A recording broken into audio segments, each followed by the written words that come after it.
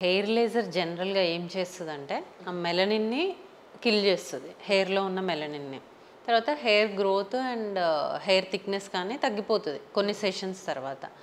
So, ఎవరికి దీనివల్ల side effects ఒస్తాయి అంటే, ఎవరైతే పోస్ట్ ప్రొసీజర్ కొంచెం డ్రైనెస్ అనేది ఉంటది. మాయిశ్చరైజర్ లేకుండా ఉంటారో, సన్ స్క్రీన్ లేకుండా బయటకు వెళ్ళిపోతారో, వాళ్ళల్లో ఇంకా ఎక్కువ డ్రైనెస్ పెరిగే ఛాన్సెస్ ఉంటాయి. వస్తే ర్యాష్ రావచ్చు.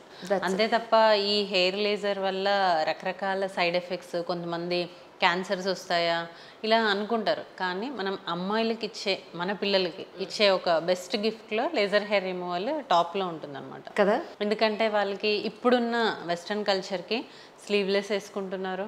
చిన్న షార్ట్ డ్రెసెస్ వేసుకుంటున్నారు. ఆ హెయిర్ అనేది వాళ్ళకి చాలా ఇబ్బందిగా ఉంటది. అవును. వాళ్ళకి ఏం చేయాలో తెలియక టీనేజర్స్ షేవ్ చేస్తారు.